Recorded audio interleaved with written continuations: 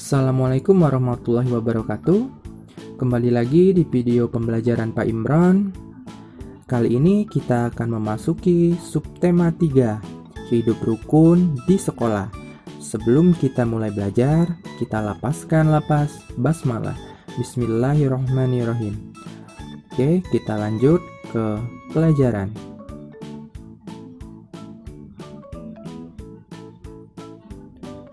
Nah, kita baca dulu nih teksnya.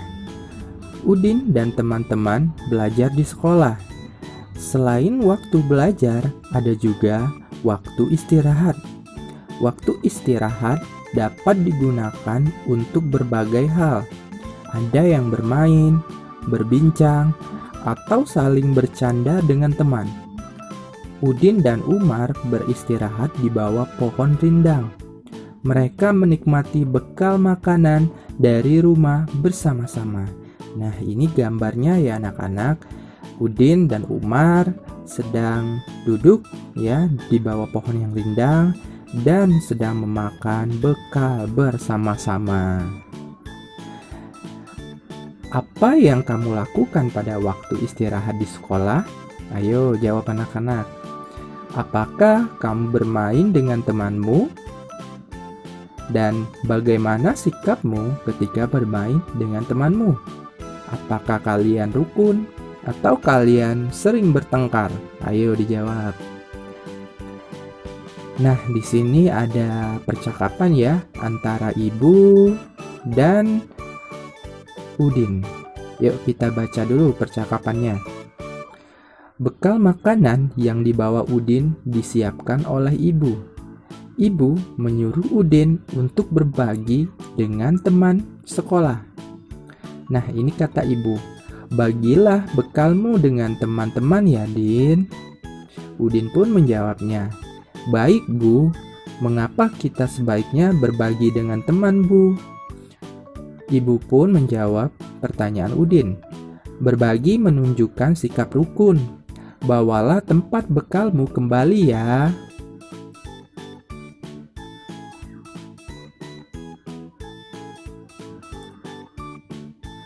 Dalam percakapan tadi yang sudah kita baca antara ibu dan Udin, adakah kalimat perintah?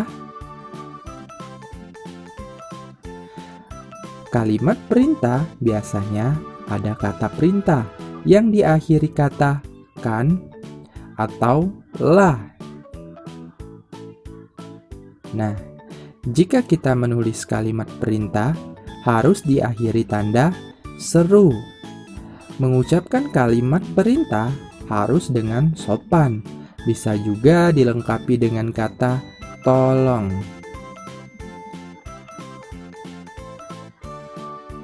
Bacalah kalimat perintah di bawah ini. Lengkapi kalimat berikut menjadi kalimat perintah. Nah, di sini ada kalimat ya, kalimat, dan kita harus melengkapi kalimat ini dengan kata perintah yang ada di depan ini, sehingga ini menjadi suatu kalimat perintah. Tadi sudah dijelaskan di awal tadi, kalau kalimat perintah itu biasanya diakhiri dengan kata kan atau lah ya. Oke, sekarang coba kita lihat nomor 1. Titik-titik ke kelas setelah bel berbunyi. Kata apakah yang bisa kita masukkan ke titik-titik ini agar melengkapi kalimat ini menjadi kalimat perintah? Ayo, ada yang tahu? Nah, inilah katanya. Masuklah ke kelas setelah bel berbunyi. Kita lihat di sini. Di akhir kata masuk ada lah ya, tadi sudah dijelaskan di awal tadi, diakhiri kata lah atau kan ya. Nah, ini ada kata lah. Ini termasuk ke dalam kalimat perintah. Kalau misalkan kata ini digabungkan dengan ini sampai di sini ya. Ini termasuk kalimat perintah ya anak-anak, dan diakhiri dengan tanda seru. Nah, jadi jangan kebalik nih antara kalimat ajakan dan kalimat perintah. sebelumnya kita sudah belajar kan kalimat ajakan. Kalimat ajakan memang diakhiri dengan tanda seru, tapi tidak diawali dengan kata yang akhirannya adalah dan kan ya. Tapi kalau kalimat ajakan itu diawali dengan kata ayo atau mari ya anak-anak.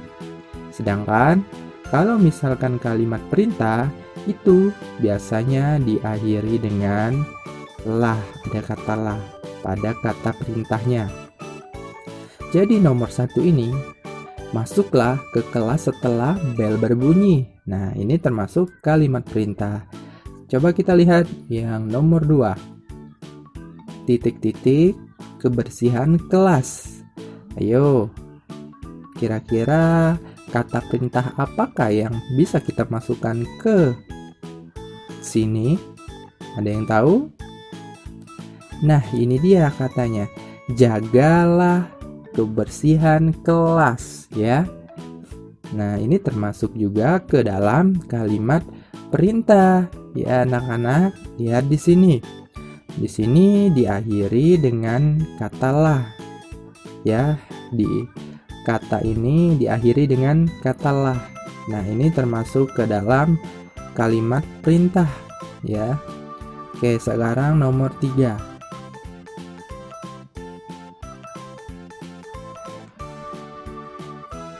Oke, sekarang ke nomor 3.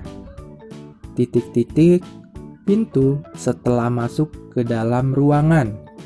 Kira-kira kata apa yang bisa kita masukkan di sini? Ya, katanya tutuplah pintu setelah masuk ke dalam ruangan. Nah, ini termasuk ke dalam kalimat perintah ya anak-anak. Nomor 4. Titik-titik buku-buku di rak agar terlihat rapi.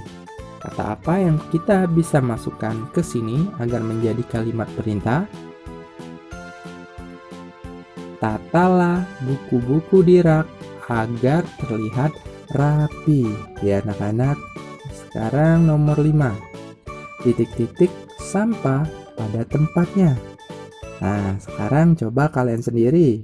Kira-kira ini kata apa nih yang bisa dimasukkan sehingga menjadi kalimat perintah ya anak-anak. Oke, Pak Imran ulangi ya. Jadi biasanya kalimat perintah itu ya di akhir kata perintahnya ada kata lah. Ini kata lah. Kemudian ada juga yang diakhiri dengan kata kan ya. Oke. Nah, ini termasuk contoh-contoh dari kalimat perintah. Masuklah ke kelas setelah bel berbunyi. Jagalah kebersihan kelas. Tutuplah pintu setelah masuk ke dalam ruangan. Tatalah buku-buku di rak agar terlihat rapi. Nah, kalau misalkan dari kata masuklah sampai ke kata berbunyi dan ada tanda seru, ini termasuk kalimat perintah ya anak-anak. Tapi kalau cuma ada kata masuklah, jagalah, tutuplah, dan tatalah, ini termasuk kata perintah. Jadi jangan tertukar ya antara kalimat perintah dan kata perintah. Kalau kata perintah itu seperti ini, dia tidak panjang ya, cuman satu kata aja seperti ini. Tatalah, tutuplah, jagalah, masuklah, atau masukkan kalau misalkan berakhiran kan. Masukkan, jagalah, tutupkan misalkan ya. Ini bisa juga digantikan misalkan tutupkan ya. Bisa juga ya. Dan masih banyak lagi ya contoh dari kata perintah ya, kata perintah, sehingga kalau misalkan digabungkan dengan kata lain seperti ini ya, sehingga membuat suatu kalimat perintah ya. Dan jangan lupa kalau misalkan kalimat perintah itu diakhiri dengan tanda seru ya anak-anak. Nah, sekarang ini coba kalian tebak apa nih? Sudah kalian tebak? Sekarang ya ini dia jawabannya. Buanglah sampah pada tempatnya ya anak-anak. Jadi di sini dilengkapi dengan kata perintah buanglah. Kita lanjut.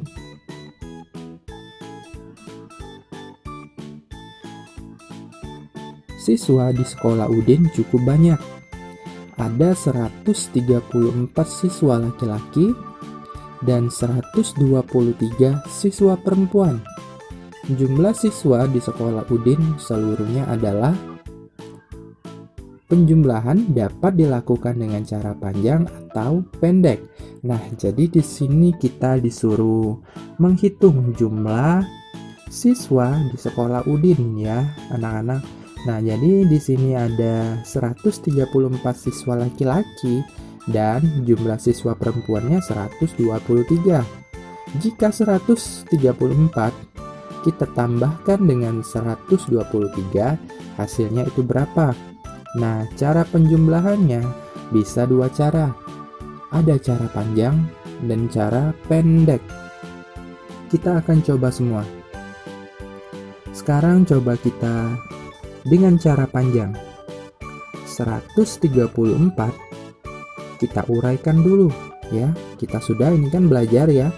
Kita uraikan menjadi ratusan, kemudian puluhan dan satuan. Jadi kalau misalkan kita uraikan 134 sama dengan 100 ditambah 30 dan ditambah 4. Kemudian 123 kita uraikan juga menjadi 100 ditambah 20 ditambah 3. Setelah kita uraikan, kemudian kita garis ya, garis dan dikasih tanda tambah. Seperti ini tandanya, dan kita tambahkan satu persatu. Yang kita tambahkan terlebih dahulu adalah satuannya. Ingat, satuan itu ada di paling belakang. Jadi yang ini satuan. 4 ditambah 3 sama dengan 7. 30 ditambah 20 sama dengan 50. Dan 100 ditambah 100 sama dengan 200. Nah, setelah dapat ya, ini ada 250 dan 7 ya. Kemudian kita tambahkan lagi 200. Ini kan ratusan ditambah dengan 50. Berarti 250 dan ditambah 7 menjadi 257. Ini ya. Jadi ini adalah cara panjangnya. Kemudian kalau misalkan mau mengerjakannya dengan cara pendek, bisa juga seperti ini cara pendeknya. Kita tulis dulu angkanya 134. Di bawahnya kita tulis 123. Kita garis dan kita beri tanda tambah. Sama seperti yang ini sebenarnya, ini kita tambahkan dulu satuannya. 4 ditambah 3 sama dengan 7. 3 ditambah 2 sama dengan 5. Dan 1 ditambah 1 sama dengan 2. Jadi hasilnya 257. Nah, ini lebih pendek ya caranya. Oke, jadi anak-anak bisa memilih nih mau cara yang panjang atau cara yang pendek. Tapi anak-anak semuanya harus bisa ya bagaimana cara penjumlahan dengan cara panjang atau cara pendek. Nah, sekarang lihat 257 satuannya ya. Ini jadi yang paling ujung ini adalah satuan ya.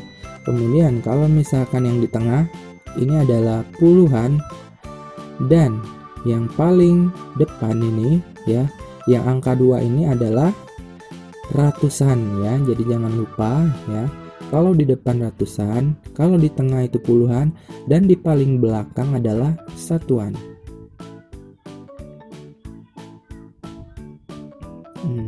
Sekarang coba kita jumlahkan, kita belajar lagi penjumlahan. Ya, ini contoh yang kedua ya. Siswa di sekolah Udin cukup banyak.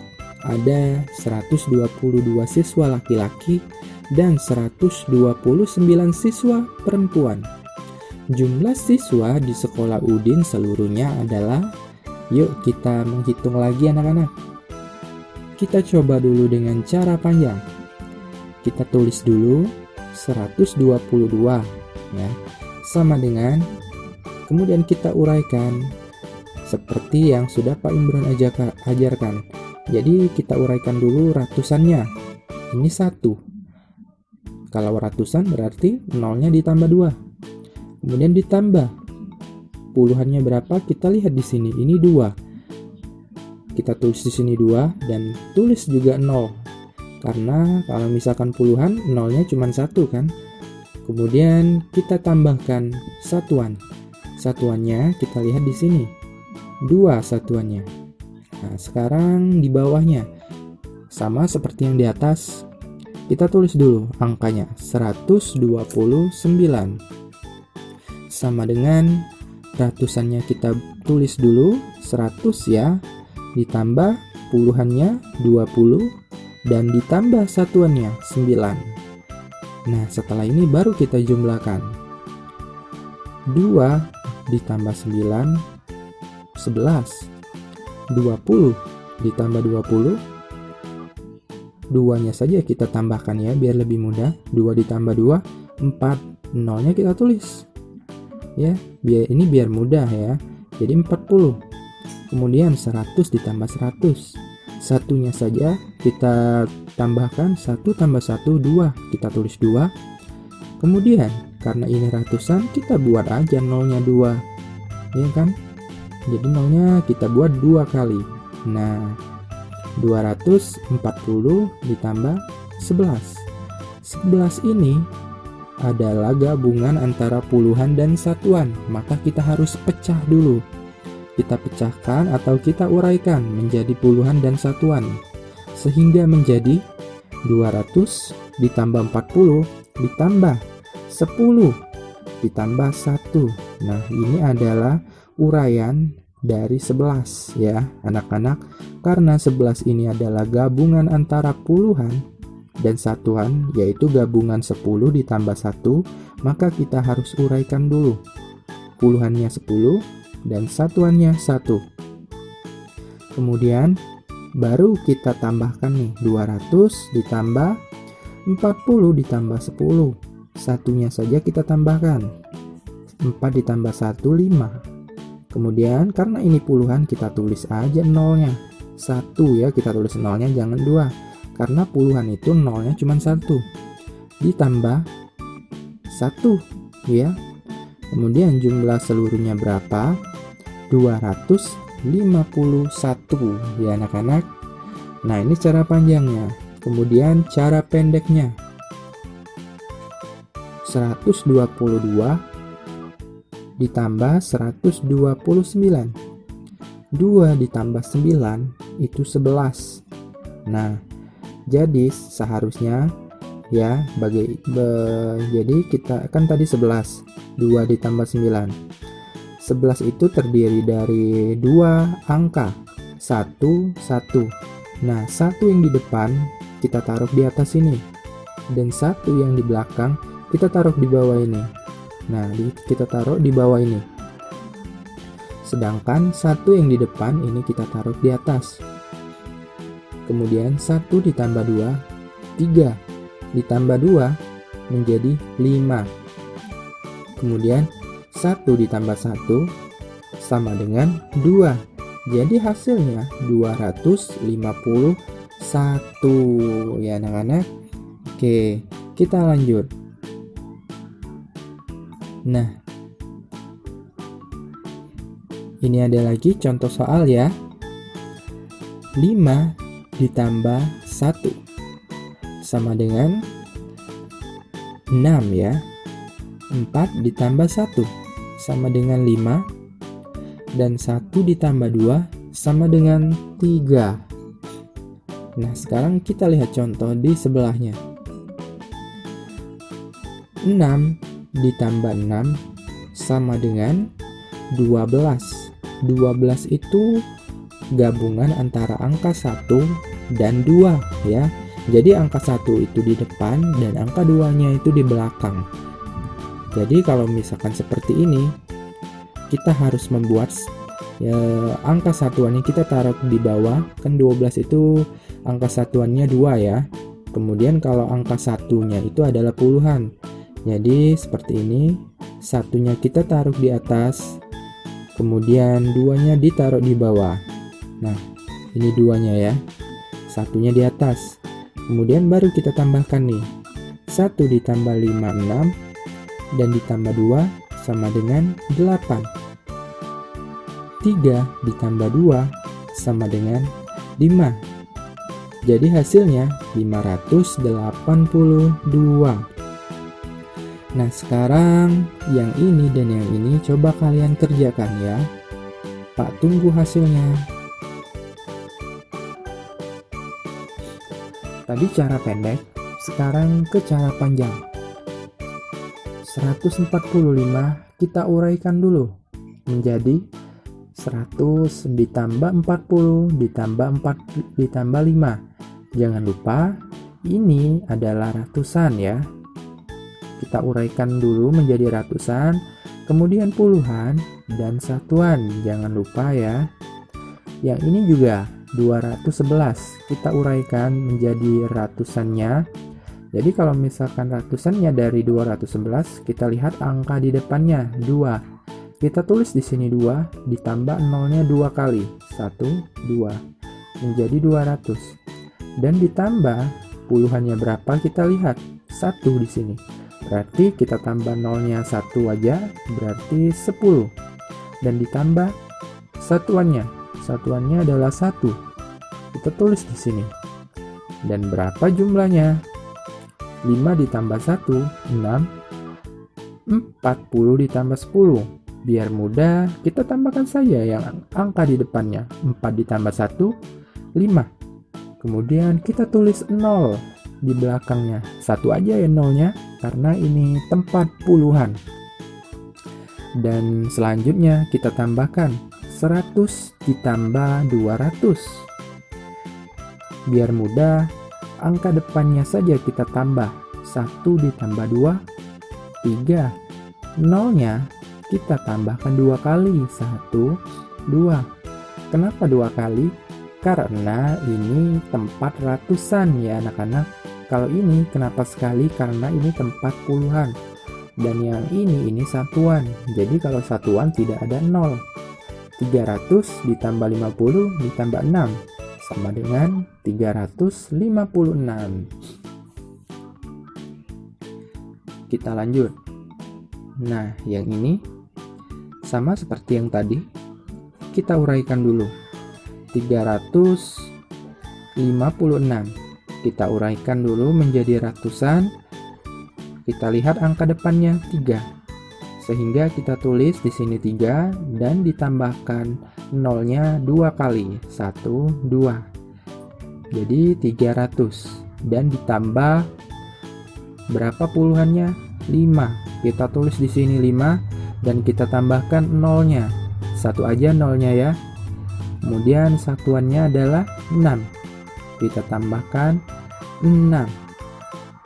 Nah, sekarang kita lihat di bawahnya. Jadi di bawahnya ini adalah 200 ditambah 20 dan satuannya adalah 6. Sekarang kita tambahkan yang ini. Kita tambahkan mulai dari satuannya dulu ya. Jangan lupa kalau kita menambahkan ya, kita harus menambahkan dulu dari satuannya. Satuan itu ada di paling belakang. Kalau di depan itu ratusan. Satuan ada di belakang. 6 ditambah 6, 12. 50 ditambah 50, 70. 300 ditambah 200 sama dengan 500. Ya. Kemudian kita lihat di sini. Ini ada angka 12. Tadi sudah Pak Imron ajarkan kalau misalkan ini ya adalah gabungan antara puluhan dan satuan. Puluhannya adalah 10 dan satuannya adalah 2. Jadi ini kita uraikan dulu menjadi yang ini, yang di bawah ini. 500 ditambah 70 ditambah puluhannya adalah 10 ya. Puluhannya adalah 10. Kenapa 10? Kita lihat angka di depannya 1. Kalau puluhan ditambah 1 aja nolnya. Jadi 10 ditambah 2. 2 ini adalah satuannya. Jadi 500 ditambah 80 ditambah 2 sama dengan 582 ya anak-anak. Nah sekarang ini ada contoh soal. Ada 2 ya contoh soalnya, silakan kalian kerjakan. Oke, kita lanjut ya. Nah, di sini ada gambar anak-anak yang sedang berdoa bersama. Pembelajaran hari ini sudah selesai. Apa yang dilakukan Udin dan teman-teman sebelum pulang? Nah, ini yang dilakukan Udin dan teman-temannya, yaitu berdoa bersama ya. Tentu kalian juga pasti seperti itu kan, pasti berdoa dulu sebelum pulang ya. Oke. Termasuk ke dalam pengamalan sila keberapa sikap Udin dan teman-temannya pada gambar di atas. Nah, ini tadi berdoa bersama di kelas sebelum pulang. Termasuk ke dalam pengalaman sila keberapa, Kak? Ya, benar sekali. Ke sila pertama ya, yang berbunyi ketuhanan yang Maha Esa. Ya, ketuhanan yang Maha Esa. Ya, jadi sila pertama ini ya identik dengan keagamaan ya anak-anak, karena dia lihat di sini ketuhanan yang Maha Esa. Jadi kalau misalkan berdoa di dalam kelas ya, itu termasuk ke dalam pengalaman ketuhanan yang Maha Esa atau pengalaman dari sila pertama. Atau selain itu ya, misalkan kalian mengaji di dalam kelas ya, itu juga termasuk ke dalam pengalaman sila pertama. Oke, kita lanjut. Nah, di sini ada gambar anak perempuan. Kita lihat ada percakapannya ya di sini. Aku lupa membawa bekal. Mari makan bekalku bersama. Nah, kira-kira termasuk ke dalam pengalaman sila keberapa sikap percakapan pada gambar di atas?